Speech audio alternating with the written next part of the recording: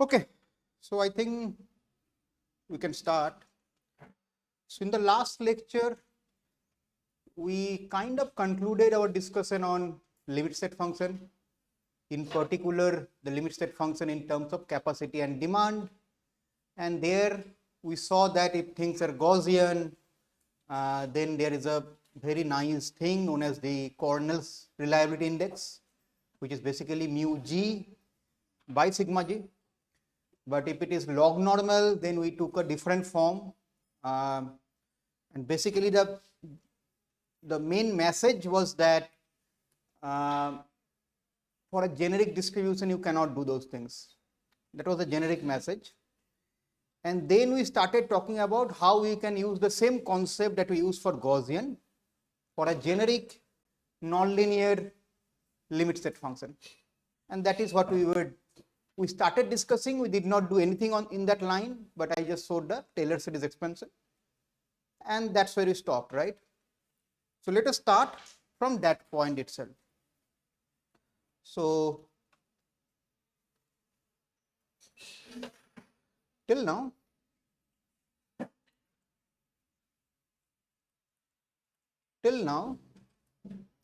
we have seen that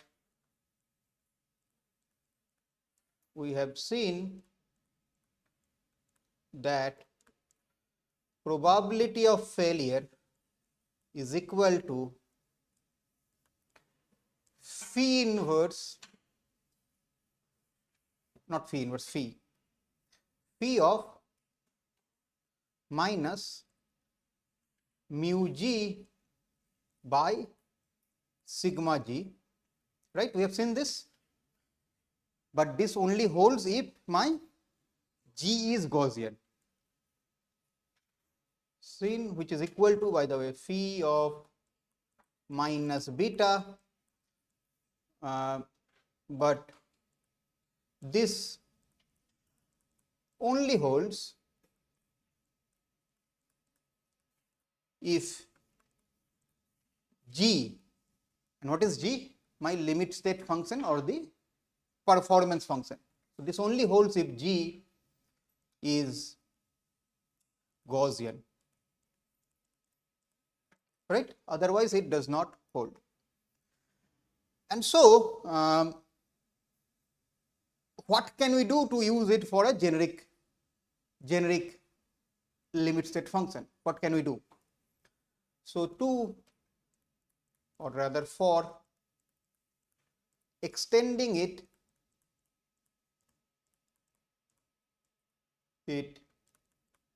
to generic g of x, we have, or we rather require, two conditions.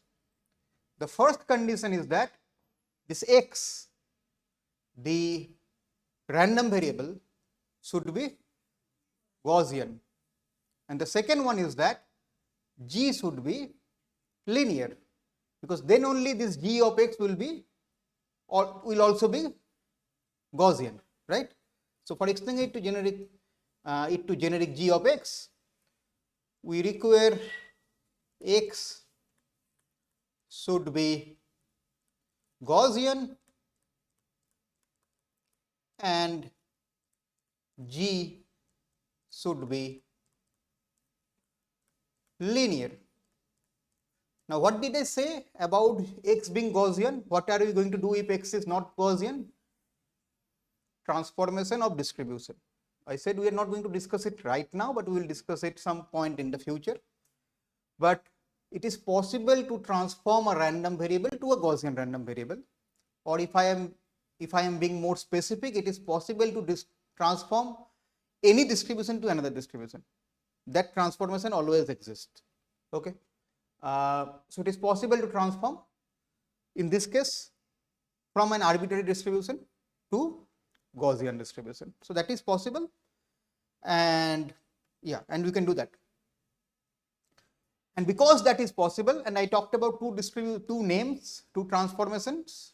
One was the Rosenblatt transformation, the other one is the Natab transformation. We will discuss both of this sometime later, but there exist both of these transformations.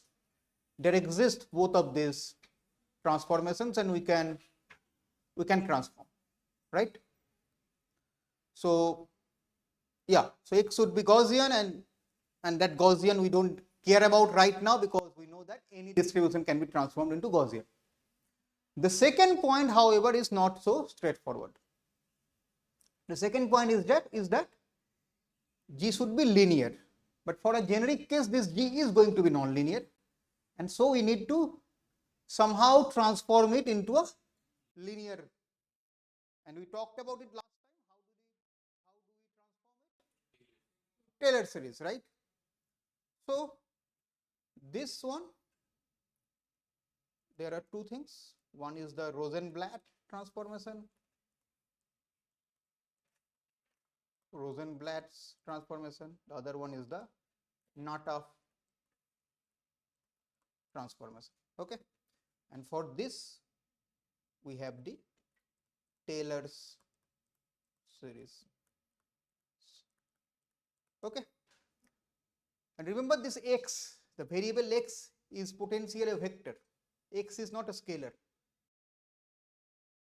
Even for the cantilever beam, there were L, P, E, I. So even for the simple problem, we were talking about 3 to 4 random variables, right? So we are going to talk about this method known as the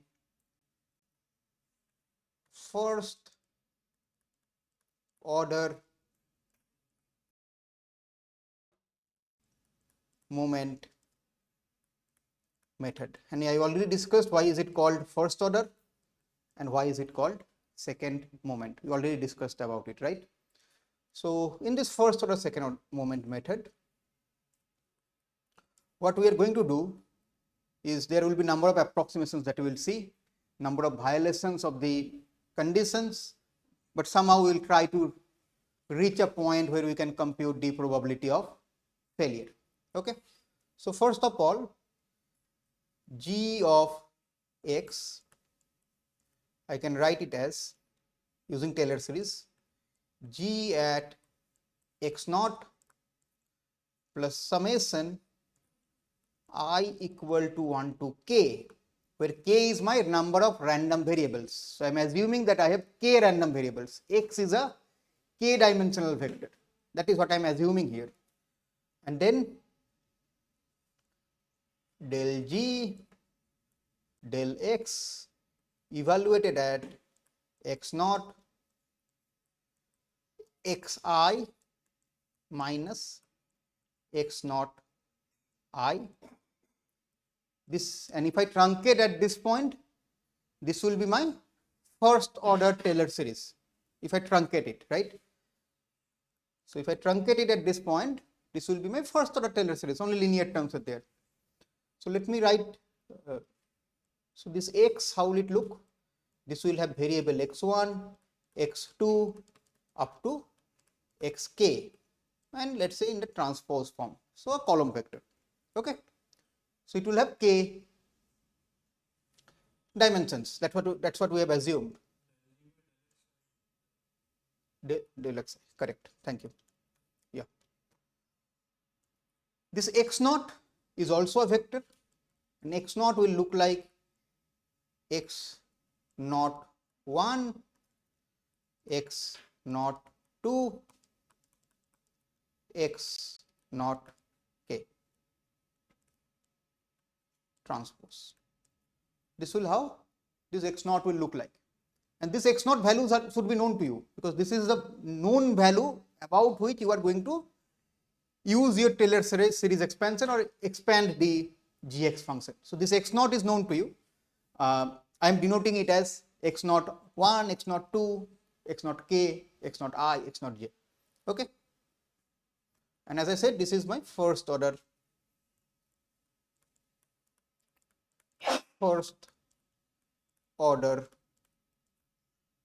Taylor series. Okay, now you will realize very soon that first order will not be enough in certain cases. You will realize it very soon. So let us look into that. Also write down the second order Taylor series, and we will be using both. So if I use second order, g of x naught plus summation I equal to 1 to capital K del g del xi evaluated at x naught xi minus x naught comma I. This is the same term, same thing as up to the first order. Now the second order will also come into picture. And what is the second order? 1 by 2 factorial summation I equal to 1 to k summation j equal to 1 to k del 2g del xi del xj evaluated at x naught and then xi minus x naught I xj minus x naught j, and then the higher order terms I am anyways going to ignore, right? And you can realize that it has all the possible combinations of I and j that you can imagine. It will have I and I also, and I and I will appear 2 times, and all those terms are here in this expansion, right? And this is basically nothing difficult. This is just a simple second order Taylor series expansion. Okay. So now let's start with the first order, okay, or rather second order. But even whether I want to start with the first order or second order, what is the first thing I need? I need some x naught. What is that point about which I am going to expand? I can, and that has to be some point, right? It cannot be like any unknown. It has to be something known. So can you suggest me some x naught? Capacity is known, right? Capacity is known, but x is all the random variables. X is like P, L, I, E, and each of those has a random variable. So what x naught can I take?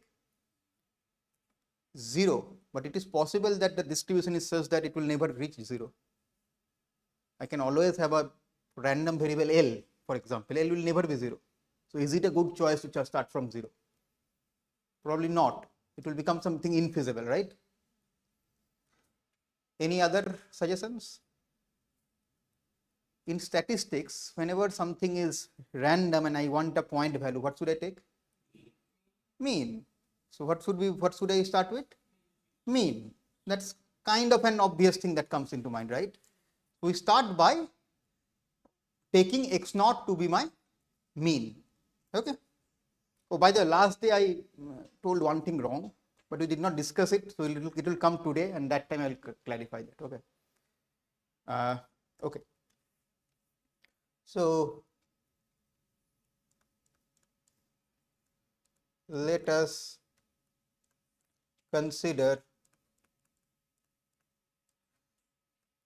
x naught to be equal to mu of x, and mu of x will also be a k dimensional vector because x is k dimensional, and this is something like mu x1, mu x2, and up to mu x k, and then I have my transpose. Okay.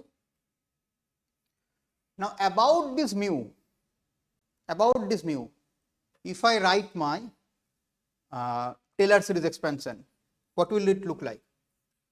So let me give some equation number, right? Let's call it equation 1, let's call it equation 2. So I want to write equation 1 by substituting x naught is equal to mu. So substituting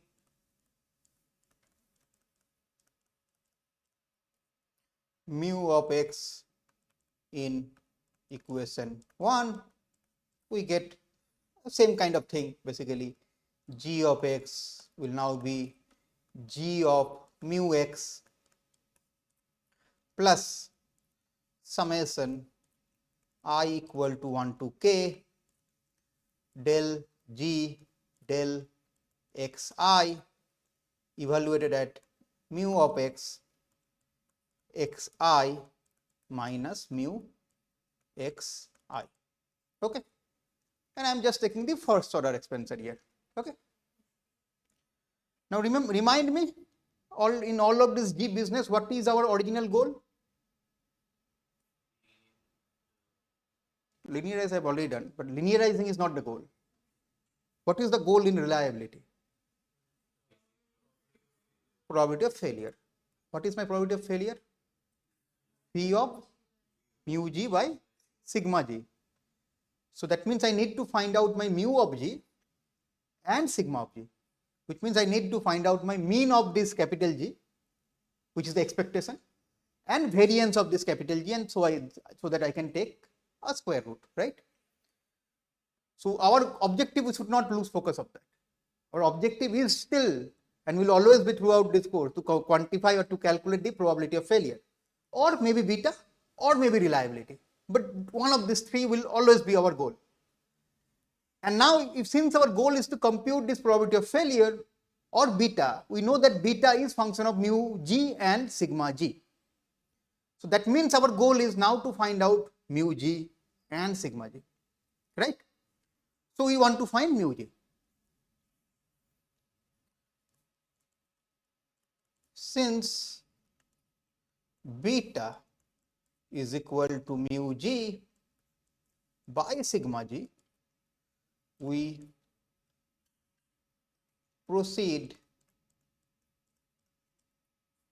with taking, this is my equation 3 by the way, expectation of equation 3. Expectation of equation 3. So that means mu of G is equal to expectation operator applied to G of X. Now on the right hand side, what will happen in the right hand side? I have some summations, right, and I am taking expectation of that summed quantity. So let's for a moment assume that I have A plus B. What is expectation of A plus B? You are aware of that, right? So now let us focus on A. What is A here? G of mu X. What is expectation of G of mu X?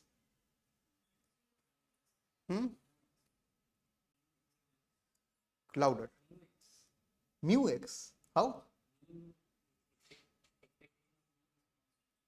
Expectation of mean is constant. Everyone agrees with that? Or rather, expectation of constant is constant. Expectation of mean is mean, not, and I mean a constant, and that constant is mean, right? Everyone agrees, right? But will it be mu X? It will be G of mu X. Because you do not know that G of mu X is equal to mu X. In fact, G of mu X is not equal to mu X in most cases. So expectation of G of mu X will give me G of mu X, because G of mu X is a constant.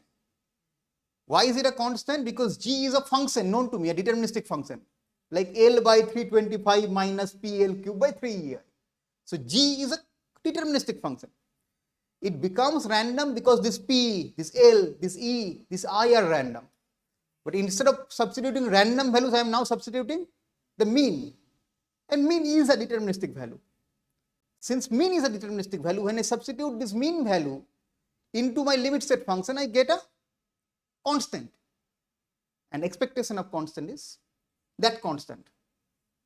Clear? So this is equal to expectation of capital G, expectation of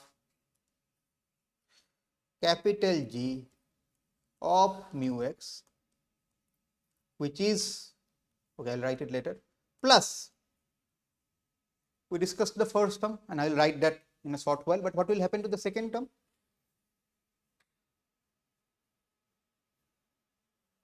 There is an expectation of summation is equal to summation of the expectations.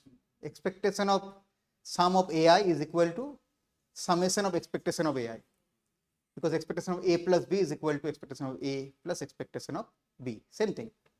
So that means the expectation operator will go inside. Now, if it goes inside the summation, I see one term which is del G del Xi evaluated at mu Xi. What can you say about that term? That is a random, that is constant, what is that? Del G by del Xi evaluated at mu X. Is that random or is that constant? Why constant? Exactly, we are putting or evaluating it at mu X. And because we are evaluating it at mu X, anything we evaluate at mu X is a constant until and unless there is some noise coming into picture, which it will never happen in this case. So G was deterministic, gradient of G is deterministic, gradient of G, that deterministic function I am evaluating at mu, which is a fixed value. So that term is a constant. And that constant is multiplied by Xi minus mu Xi, right? Now what is expectation of constant multiplied by X? Expectation of X, right? So I can do that. So that means my expectation will go directly inside and it will be expectation of Xi minus mu Xi. Are you following this step? Simple, right? So let me write it down. I equal to 1 to k del G del Xi sorry mu of X and then expectation of Xi minus mu Xi. Okay, clear? Any doubt on this step? I have used two simple things. Expectation of A plus B is equal to expectation of A plus expectation of B. That is the first thing I have used. The second thing I have used is expectation of constant multiplied by A is equal to constant expectation of A. These are the two simple properties of expectation that I have used here. Okay. Now, what is that expectation equal to? Can you tell me what is that expectation equal to? 0. Why? Because if I, again, it's a subtraction, same property will hold. So expectation of Xi minus expectation of mu Xi. Mu Xi is constant, expectation of mean is mean. So expectation of mu Xi is equal to mu Xi. And expectation of Xi by definition is mu Xi. So we will end up with mu Xi minus mu Xi. So it will be 0. And it is quite obvious if you take 1, 2 and 3 and then find out the mean of that minus 2, so you will get 2 minus 2, 0. Same thing that you do. Okay. So, okay. So, this term we discussed is equal to G of mu X.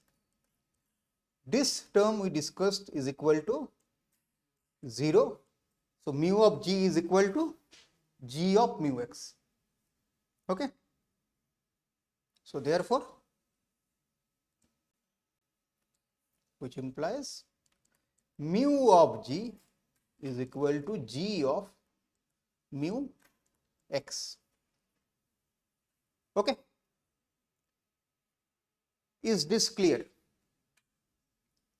Okay. There is nothing difficult if you know the properties of expectation. If you do not know the properties of expectation, I strongly recommend go and read prob and stat basic first chapter and you will get all these properties. Okay. Okay. Now, let us say I want to calculate variance of this.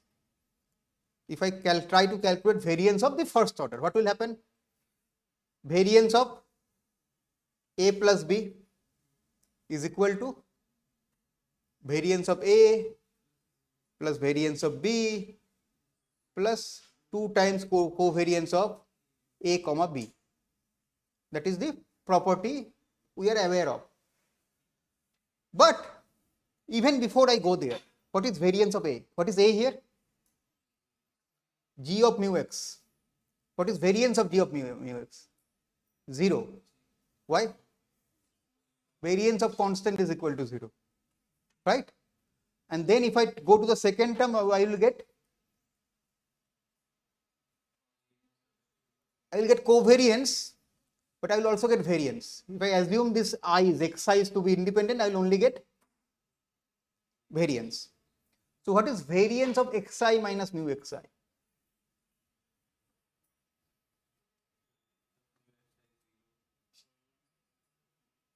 What is variance of xi minus mu xi? What is variance of A equal to? Expectation square of A minus expectation A whole square. That formula you are aware of, right? So use that. Let us use that. Okay. So let us take variance of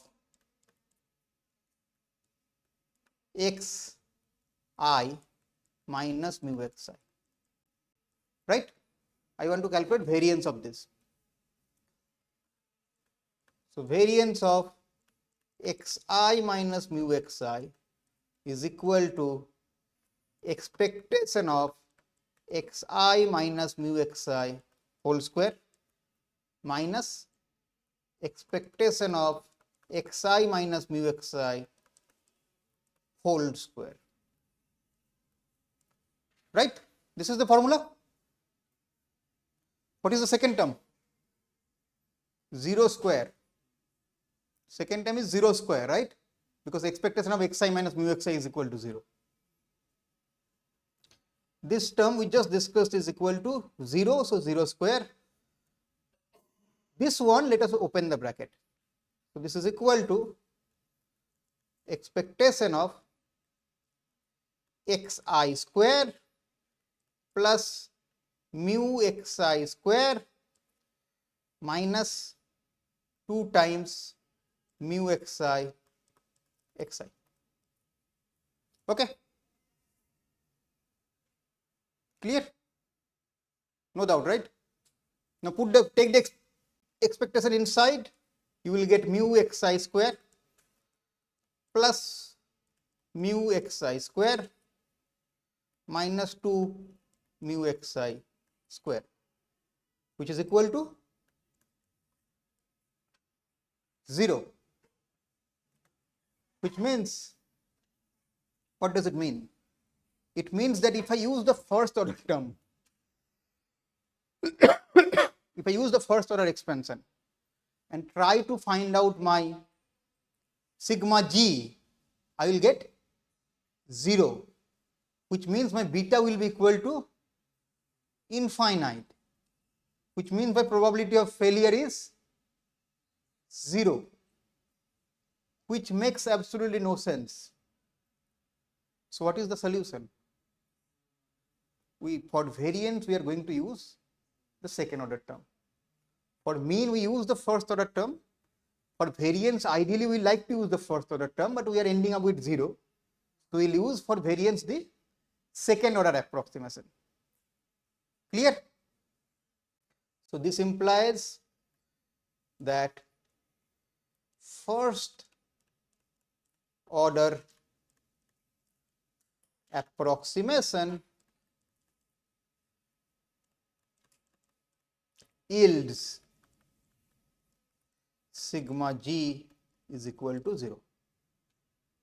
This is what it means actually. Okay?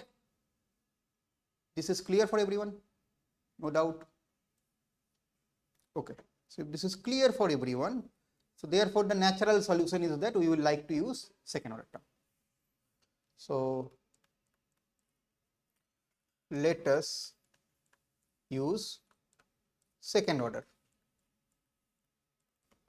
but second order only for sigma, because mu already got something non-zero, something meaningful from first order, so we will keep it. For sigma we will use the second order. Let us use second order approximation for sigma g square. Okay. What is the second order approximation? Let us write it down again. G of x is equal to g of mu x plus summation I equal to 1 to capital K del G del xi evaluated at mu of x xi minus mu of xi plus 1 by 2 summation I equal to 1 to k j equal to 1 to k del 2g del xi del xj mu x, and then you have your xi minus mu xi xj minus mu xj. Okay, and that's my second order term. So now take variance. What will I get if I take variance? The first term will be equal to 0. The second term is equal to 0. We just discussed it. Right? What about the third term?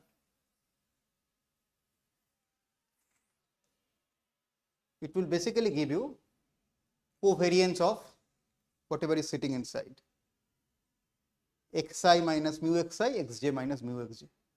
You will get a covariance of that term, where I am assuming, by the way, remember that I am assuming that covariance of xi comma xi is equal to variance.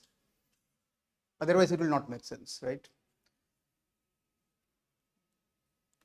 Plus summation over I and j. I am not writing 2k, you know that by now. Del 2g del xi del xj mu of x. So this is the constant, and here you will get covariance of xi comma xj. And here remember that when I am writing this notation, I am assuming that covariance of xi comma xi is equal to variance of xi. So it's like a covariance matrix. Covariance of xj comma xj is equal to variance of xj. So that is kind of inherent. And in fact, I can even simplify it, because xi and xj are independent. So anyways, this whole summation, many of this covariance, most of this covariance will go to 0. The only non-zero covariance will be when I is equal to j, which are my variance. So which is equal to summation I equal to 1 to k del 2g del xi square variance of xi, or sigma xi square, if I want to write that. There is a 1 by 2 I am missing, but that I think you know that 1 by 2 is there. Okay. Okay. So this will give you your variance. So basically, variance of the things should sum with some coefficients which will come from the derivative of the function. Okay, and this is your sigma g square. This is equal to your sigma g square, which is now not always 0. Okay, most of the time it will not be 0.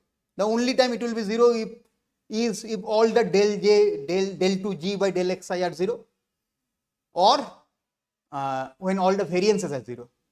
All the variances being 0 means that the variables are not random variable. So what probability are we talking about in that case? So okay, and once you have this, your probability of failure is phi of minus mu g by sigma g. Okay, any doubt?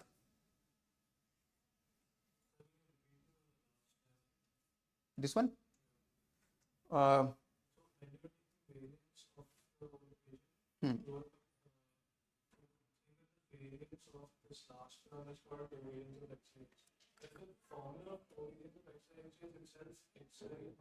Correct. Which is equal to expectation of xy minus expectation of x multiplied by expectation of y. So covariance formula is equal to expectation of xy minus x. You are aware of this, I think.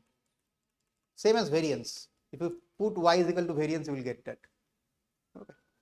So basically, if you want to derive it, it's very simple. What you do is take expectation of both sides, and from there use this formula, you will arrive at that. Okay. You will arrive at that. Yeah. So this method is known as MVFOSM, and this is what I said wrong last time. MV does not means multivariable, MV means mean value, because I am doing the expansion about the mean. Okay, so that's why it is called MVFOSM, not multivariable. So that was wrong. So this is MVFOSM, which is mean value first order second moment.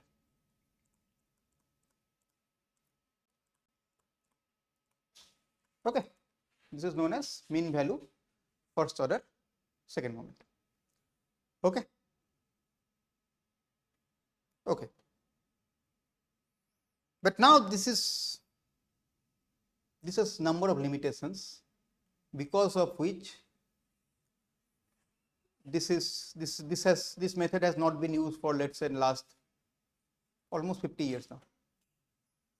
So I think it was proposed around 80s or something. I don't remember the exact date timeline, but immediately after it was proposed, it was shown that it has number of limitations, and improvements were proposed, which are used even today, which is the first order reliability method, which we'll discuss next. But because of the limitations that I'm going to tell now, this method is generally not used. Okay.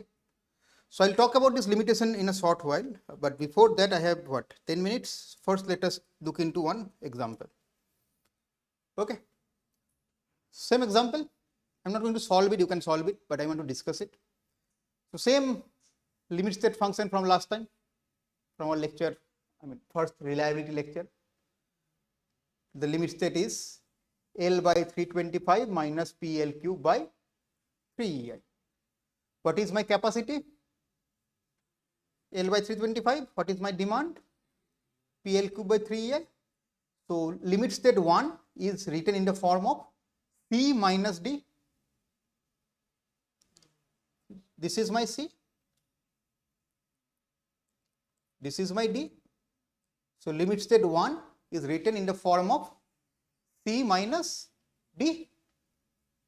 And then I define another limit state function, which is in the form of 1 minus D by C, or you can also write C by D minus 1.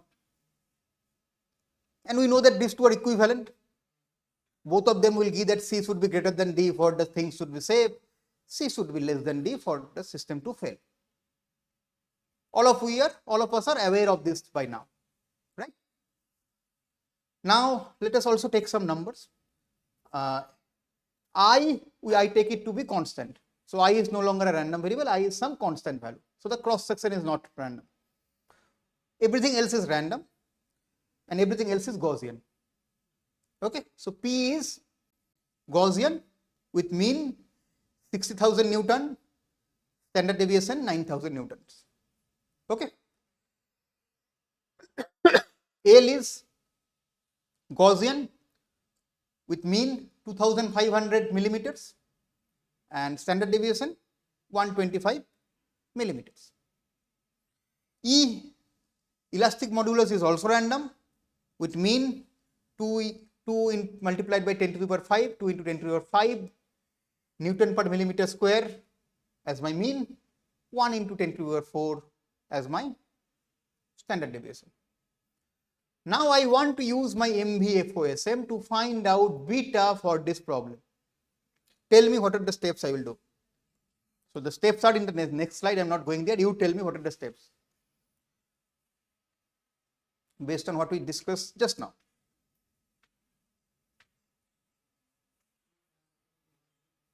I need to find out mu g and sigma g. To find out mu g, what are the things I need? I need nothing. I will take this limit state function, substitute this mean value, and that will be my mu of g. So mu of g finding out is very easy. I will take the mean column, substitute it into the limit state function, that will give me my mean. That's what we have derived. But what about the standard deviation? Second derivative. Correct? So for finding the sigma g, I have to first find out the derivative of this limit state function, not once but twice with respect to each of the random variables. So for example, del 2 ls1 by del p2, del 2 ls1 by del l2, del 2 ls1 by del e2. And those values are those, whatever expression I get, I will evaluate at mu, at these mean values, right? And then along with that, I need the standard deviations that are given. I will multiply them, square of the standard deviation, sum of them, and do a square root. That's what we just, the same formula that we derived just now. I'll just put these things into that.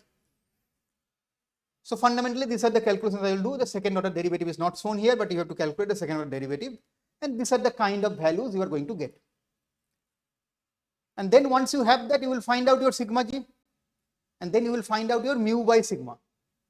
If you find out your mu by sigma, you will, for limit state 1, you will get 3.97 approximately. You can do the calculation. Okay. Now here is the problem.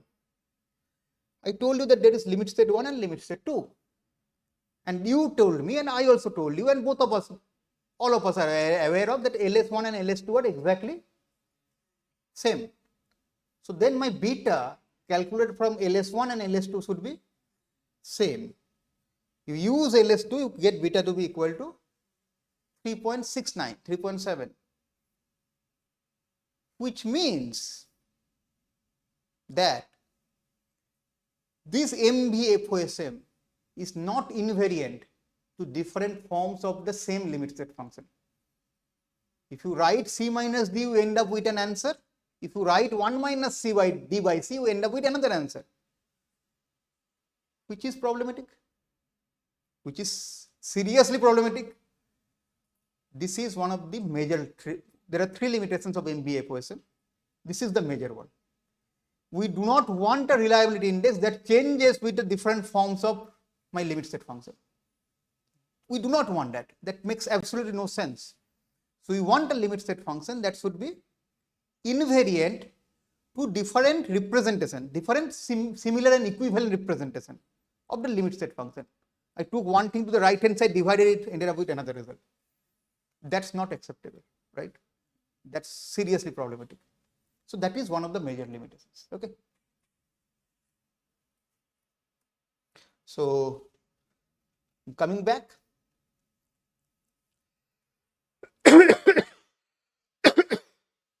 limitations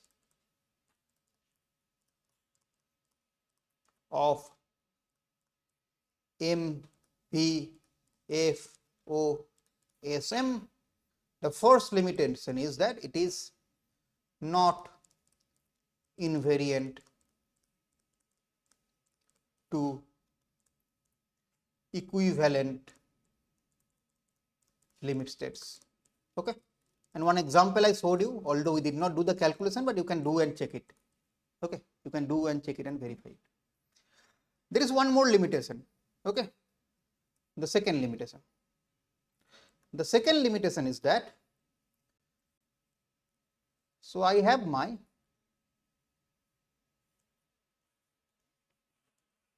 x1 and x2, or yeah, let's say I have my x1 and x2, 2 random variables. Okay. You can imagine x1 to be my C, x2 to be my D, just for the sake of argument. Okay. And now let's say my x1 varies from in this range and it varies uniformly. It's a possible scenario. x1 varies in this range and it varies uniformly. x2 varies in this range and it varies uniformly. Again a possible scenario, right? Nothing wrong with that. And my limit state function is non-linear. So it is, let's say, something like this. Okay. It can be something else also, but let's say, where do you think will mu lie? The point about which we did that expansion. We expanded, or you used Taylor series expansion about mu, right? So in this figure, where do you think mu lies? And you have two options, on the curve and not on the curve. In most cases, because it is uniform, it will be somewhere here, right? It will be something here. You can draw. So this will be basically your mu in this example. Now you can say that this is a special case. Yes, this is a special case, but this special case already tells you, or it is enough to understand from this special case, that in most cases this mu will not reside on the limit state function, right? Which means I am doing a Taylor series expansion about a point that is not on the limit state function. What does it even mean?